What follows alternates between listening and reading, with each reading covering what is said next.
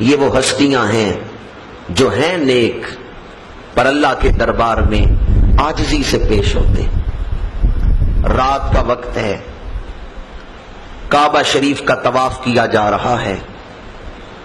ایک جوان آیا ہے، چہرے پہ نقاب ہے، چہرہ ڈھانپا ہوا ہے، کعبے کی دیوار سے لپٹ گئے اور رو کے دعا کی، مولا میرے گناہ آسمان کے ستاروں سے بڑھ کر ہیں، میرے گناہ درختوں کے پتوں کی لکیروں سے بڑھ کر ہیں، میرے گناہ صحراؤں کی ریت کے ذرات سے بڑھ کر ہیں.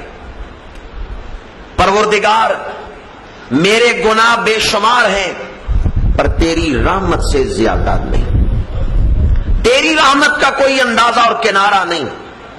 مولا میرے گناہوں کو بخش دے، اپنی رحمت عطا فرما دے. وہ نقاب پوش جوان اس رکت کے ساتھ دعا کرتا ہے کہ طواف کرنے والے اپنا طواف بھول گئے، انہیں ہوش ہی نہ رہا کہ ہم طواف کر رہے ہیں. اس جوان کی آواز میں ایسی کشش، ایسی جاذبیت، ایسی للہیت اور خشیت ہے کہ طواف کرنے والے طواف کرنا بھول گئے اور سارے آ کے اس جوان کے پیچھے کھڑے ہو گئے. آہو بکا، رکت، ہر ایک کی آنکھوں سے اشکوں کی برسات لگی ہے. ایک تابعی بزرگ آگے بڑھے، اس جوان کو کعبے کی دیوار سے ہٹایا اور ہاتھ جوڑ کے کہا اب رونا بند کر دو، اب اونچی آواز سے دعا نہ کرنا، تمہارے الفاظ نے ہمارے جگر پھاڑ دیے، اب اگر تم نے اونچی آواز سے دعا کی تو ہمارے جگر پھٹ جائیں گے. تابعی ہاتھ جوڑ کے عرض کرتے ہیں اے جوان اب اپنی دعا کو روک لو، دیکھو لوگ طواف کرنا بھول گئے اور تمہارے پیچھے کھڑے ہو کے رو رہے ہیں.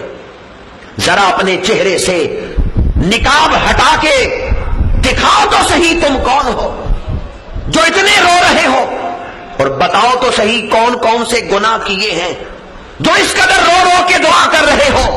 ذرا اپنے چہرے سے نقاب تو ہٹاؤ. پر اس جوان نے چہرے سے نقاب نہیں ہٹایا. لرزتے ہاتھوں کے ساتھ اس تابعی بزرگ نے اس جوان کے چہرے سے نقاب ہٹایا کہ دیکھوں تو صحیح یہ کون ہے جس کی دعا میں اتنی جاذبیت ہے، اتنا اثر ہے کہ ہر ایک رو رہا ہے، بلکہ یوں لگتا ہے مسجد حرام کے در و دیوار رکت میں شامل ہے. تابعی بزرگ نے چہرے سے نقاب ہٹایا کہ میں دیکھوں تو صحیح یہ کون ہے، پر جو ہی چہرے سے نقاب اٹھایا خود غش کھا کے زمین پہ گر گئے، بے ہوش ہو کے گر گئے. اس جوان نے چہرے پہ نقاب ڈالا اور لوگوں ہجوم میں سے راستہ بناتے ہوئے وہ جوان نکل گیا. لوگوں نے اس تابعی بزرگ کو اٹھایا، پانی چھڑکا، پانی پلایا، ہوش آیا، پوچھا بتاؤ وہ کون تھا جسے دیکھتے ہی غش کھا کے گر گئے ہو، اس جوان کا تعارف تو کراؤ کہ وہ کون تھا. تابعی بزرگ نے روتے ہوئے کہا وہ کوئی عام شخص نہیں تھا، وہ کوئی گناہگار نہیں تھا، وہ کوئی سیاہکار و خطاکار نہیں تھا. جیسے وہ اپنا تعارف کروا رہا تھا وہ اس طرح نہیں ہے، وہ تو صبت پیغمبر، نواسۂ رسول، سید الشہداء، شہید کربلا، امام حسین کا بیٹا علی و سر سید سجاد زین العابدین ہے، جس نے اپنی آنکھوں سے کربلا میں 72 تن کٹتے ہوئے دیکھے ہیں. یہ وہ سید سجاد ہے جس کی راتیں سجدوں میں اور عبادت میں گزرتی ہیں. یہ وہ سید سجاد ہے جس نے کربلا میں صبر کر کے دکھایا ہے. یہ وہ سید سجاد ہے جس نے کوفے کے دربار میں کلمہ حق بلند کیا ہے. یہ وہ سید سردار سجاد ہے جس نے دربار شام کے اندر خطبہ حق دیا ہے. یہ وہ سید سجاد ہے جو سفیر حسینیت ہے. یہ وہ سید سجاد ہے جو عابدوں کی محفل کی زینت ہے. پر اللہ کے دربار میں آتے ہیں تو عرض کرتے ہیں مولا میں بڑا گناہگار ہوں، اپنی رحمت سے مجھے بخشش عطا فرما.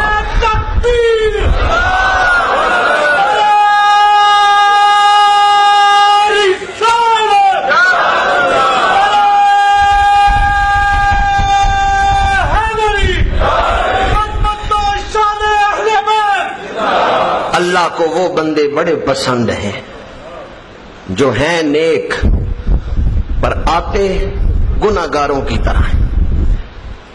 امام اعظم ابو حنیفہ نعمان بن ثابت رحمت اللہ تعالی علیہ عشاء کے وضو سے فجر پڑھ رہے، ساری رات شب بیداری، پر آخر شب دعا کیا کرتے ہیں؟ روتے ہوئے عرض کرتے ہیں قیامت کے دن نعمان بن ثابت بخشا گیا تو بڑی حیرت کی بات ہوگی، یہ بڑے تعجب کی بات ہوگی اگر قیامت کے دن میں بخشا گیا۔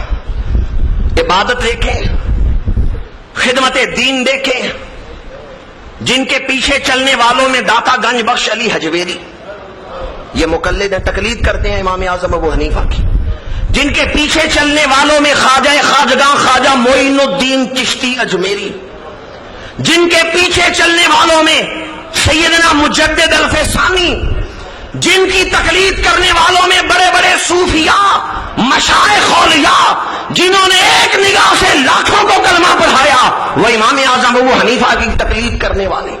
پر امام اعظم اور آخر شب دعا کیا کرتے ہیں؟ قیامت کے دن میں بخشا گیا تو بڑی حیرت کی بات ہوگی۔ ہم اپنے اوپر لگا کے اس بات کو دیکھیں نا، اپنے اوپر چشمہ کر کے، حقیقت یہ ہے امام اعظم نے ہمیں دعا مانگنے کا سلیقہ سکھا دیا۔ ہم اپنے اعمال سامنے رکھیں تو دل سے یہی آواز آتی ہے قیامت کے دن میں بخشا گیا تو بڑی حیرت کی بات ہوگی، بڑے تعجب کی بات ہوگی۔